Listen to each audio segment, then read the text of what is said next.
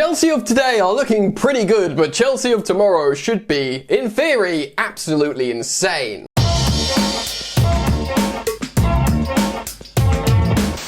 Yo, what's going on, friends, and welcome on back! Come on in, welcome back to Football Therapy with me, your host Jan. As always, I do hope you're doing well, mate. I really do hope that, and of course, welcome back to Chelsea News, the daily series here on this channel where I reflect on what's being said about Chelsea across the World Wide Web, giving you my thoughts on it, but more importantly asking for yours. In today's video, it's a youth-heavy video with transfer news and, you know, reasons to be positive and excited. Maresca, the young Chelsea striker, scoring goals again at every level apparently. So many goals this season, a little bit about him. Of course, already played for Enzo Maresca. Should he be considered a little bit more? Of course, Estevao getting a brace for the Samba boys in Brazil, continuing his scintillating form, the 18-year-old. Sticking on 18-year-old sort of wide forwards, Quenda having an amazing season, recently turned 18, is joining us in the summer. Another winger, another superstar talented wide attacker,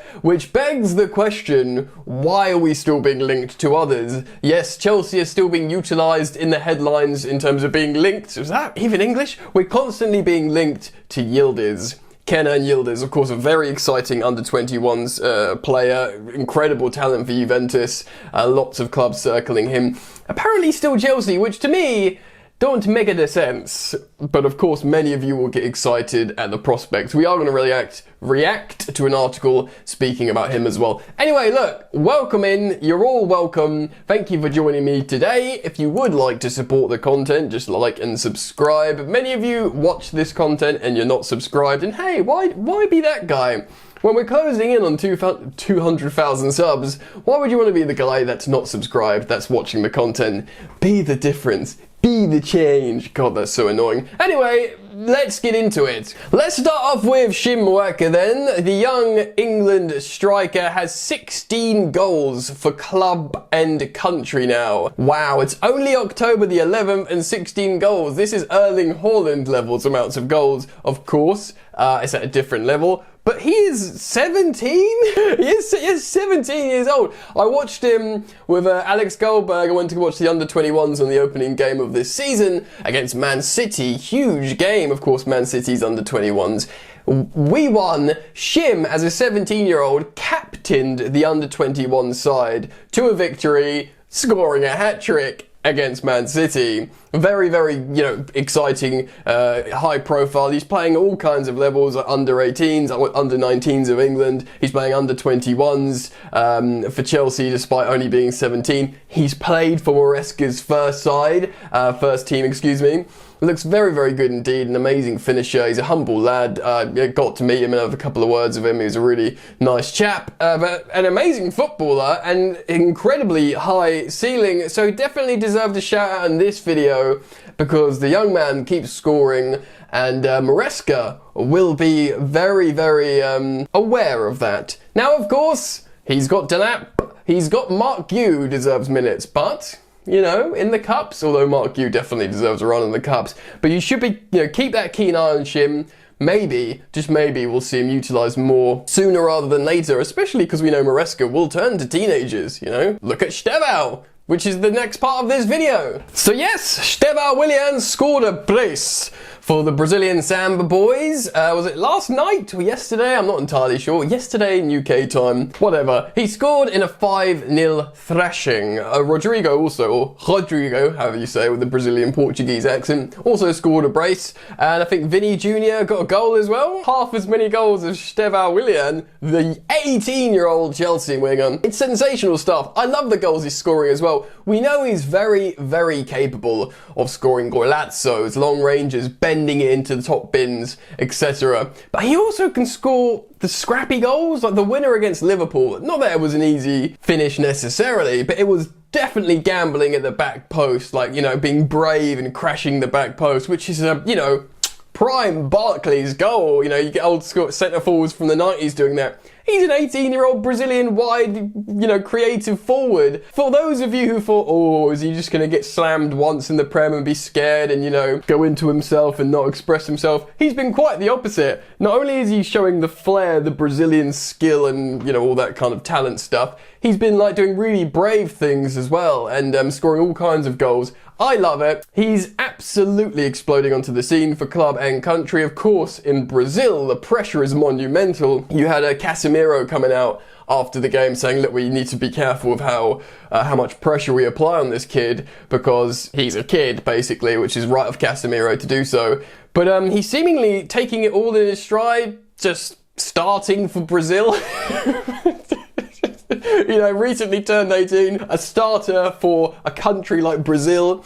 He broke all Neymar's records in the Brazilian league. He's come to Chelsea. Maresca saying he's too good not to play him, even though he's not a nailed-on starter. Correctly, by the way, not because he's not talented enough, but in terms of protecting him. And like I said in recent videos, bringing in a Neto, a more tactically disciplined player at the beginning of games, it kind of makes more sense for Estevao to be a finisher for the moment, but he settled in incredibly well. And then, of course, it's just worth shouting out the fact that he scored a brace for the Brazil national team, and everyone's rightly terribly excited about him. From one 18-year-old wide attacker to another, let's switch over and talk about Giovanni Quenda. So, Quenda is having quietly a brilliant season as well. Not long 18 years old. Also, he plays on both wings as well as attacking midfield. As you can see here on his Who Scored profile, he already has 1 goal and 1 assist in 2 Champions League appearances, and the Champions League is the highest level. 2 appearances, 2 goal involvements. Not bad for the teenager. In the league, in 4 appearances, he's got 3 assists. So 3 goal involvements in 4 appearances. Very, very strong. Of course, playing as a winger, serving up assists, that's really all you need to do. Of course, you can imagine he'll get the odd goal. Speaking of goals, in Euros under-21s, he had 3 appearances and 3 goals. So that's 8 goal involvements already for club and country for the teenage winger. I wanted to speak about this before we move on to the Yildiz story, because there's so many talented wingers. I mean, if we think that, okay, Cole Palmer is just going to play inside, if we think maybe in the future, so is Estevao, and they'll rotate as the high-quality options. Facundo Buonanotte is going to go back. We're not going to buy him. Maybe Kendry Páez comes in and makes himself so important in the conversation for Maresca's Chelsea. Maybe he doesn't. We'll see how well he does at Strasbourg on loan. But suddenly, you've got, let's just say, Neto, Quenda on the right. I mean, still Gittins and Garnacho on the left. And then you're looking at Estevao and Palmer as inside attacking midfielders. It's still, wingers all over the gaff. But I think a lot of people are forgetting about Giovanni Quenda. We spent £29 million on Estevao, and that £29 million I think can go up to £52 million if he becomes the player he was always meant to be. And by the way, it does look like he's going to become that player. And when he does, 52 million is going to look like an absolute... What Arsenal played for Noni Madueke, and that's after add-ons. At the moment, he's a £29 million player, and he already looks like an incredible bargain at that in terms of what he's providing on the pitch. People have forgotten about Giovanni Quenda. I think we spent significantly more to secure Kenda's services to come to Chelsea. Of course, he was heavily linked to Manchester United because, Ruben Amorim played him there. I think he played him at wing back, actually, at certain games, despite, being really, really good winger. I feel like he's doing with Amad Diallo at Man United. I think he was doing that with Giovanni Quenda. You had all the Man United fans, uploading all these compilations on social media of him looking amazing because they thought he was certain to go there. Chelsea swoop in, another future youngster to join us. We've secured his services, and he's coming to Chelsea. He's a very, very exciting player. I remember I was saying this about Estevao a year or so, or 18 months ago, here on the channel, and it was a bit like, oh, shut up, Jan, it's boring. And I get it, he's not here now, so stop talking about the future. We want to do well now on the pitch, and yeah, I get it, and you know what, I agree. But in the same way, I don't want to say I was proven right, because I had this with Cole Palmer.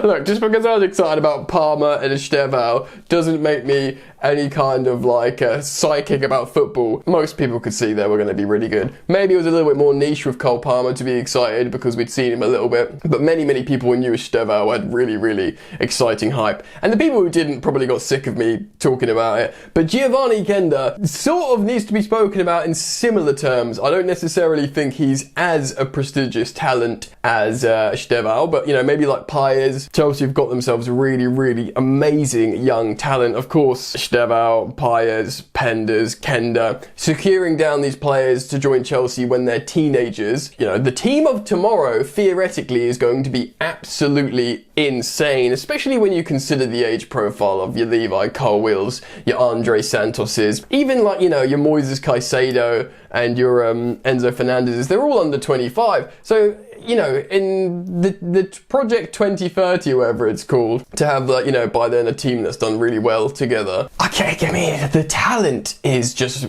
absolutely insane. And Maresca said a few things positive recently that I liked about not being so systemic, about allowing attacking players to do expressive 1v1 things, because he sort of criticised sometimes Maresca in being very structural in the build-up, but then getting to the final third and letting the players basically express themselves, combine and cook, which is great for super talented players and they'll like that, but when they're really young and inexperienced, sometimes you need a system to fall back on. But I do think it bodes well for the future. If you've got so many young attacking players and you've got a really settled, you know, defence and midfield, hopefully goalkeeper, then these young players can just express themselves and do really exciting things, whether that's like, you know, Estevao, maybe Shim in the future, or Giovanni Quenda. It's very exciting. But I did want to speak about these players that are already on Chelsea's books, because, or about to be in Giovanni Quenda's case, because we are still being heavily linked to yet another winger. And many of you will be excited about this player. Maybe he's more of an attacking midfielder than a winger,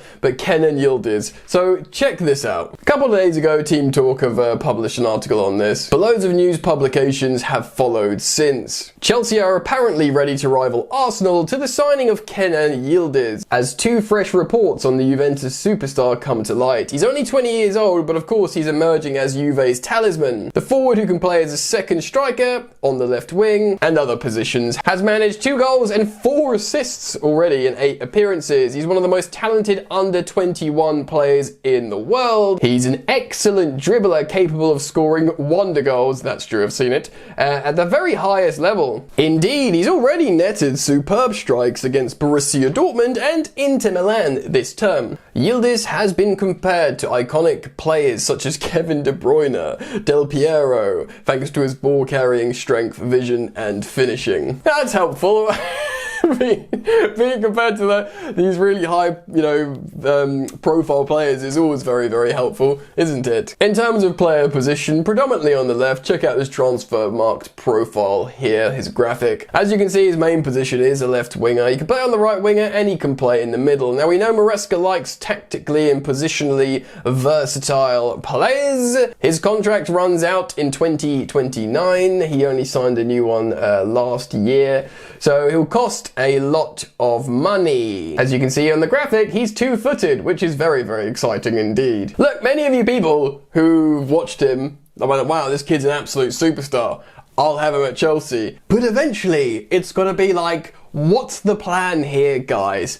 Cause you know, you got people like, no wonder Noni Madueke jumped ship to Arsenal, because he's like, what is happening? Quenda, Estevao, all these young wingers coming in, and, you know, what do I need to do to get minutes here? So I kind of get it, you know, and of course Chelsea made a handsome profit on Noni Madueke. I do wonder, actually, quietly, in the background, if there was always an idea to sell Noni, because, like, you know, he scored goals, he increased his value at Chelsea, but if the ambition truly is there to have superstars, and they see these talents coming through, these 18-year-olds that they're buying, they can see this just straight up, the ceiling's already a lot higher than Noni, even though, you know, Noni's a good operator. Yeah, maybe. I mean, look, it makes you think, like, our left-hand side, his main position, Yildiz, is left wing here. I know people say he should be playing as a second striker or inside a little bit more, but what are people like Gittins and Garnacho thinking? Which, by the way, is, what's that, £90 million worth of left winger there. You know, what are they planning? Like, even if you could say Garnacho, you'd probably be able to sell him next summer for a small profit if he does okay at Chelsea. But he won't want that. And you know, your Gittins, you've invested an insane amount of money on, well, maybe not insane if you looked at his data and his like amount of minutes at a high level in terms of a top 5 league, Champions League games and goals. So I understand how maybe in like a certain market model you could say, well, that's how much Gittins is going to cost. But what are these guys going to think when we're being linked to all these players? Look, many of you will be like, yeah, Yildiz, bring him. He's better than these other options. If we're planning on buying him, why the ruddy heck not? It's fun, bring him in. And I guess fine, dopamine hit. Look, I work covering Chelsea, so it gives me something to talk about.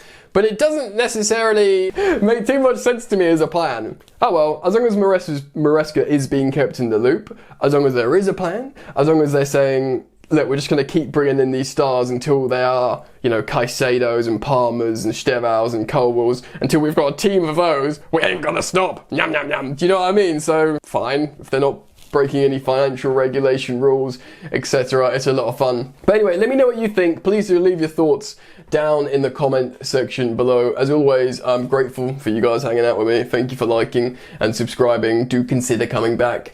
And yeah, man, enjoy the football. Peace. You ain't so tough with that bad boy tuck. I'ma get it how I'm living, I'ma walk the walk.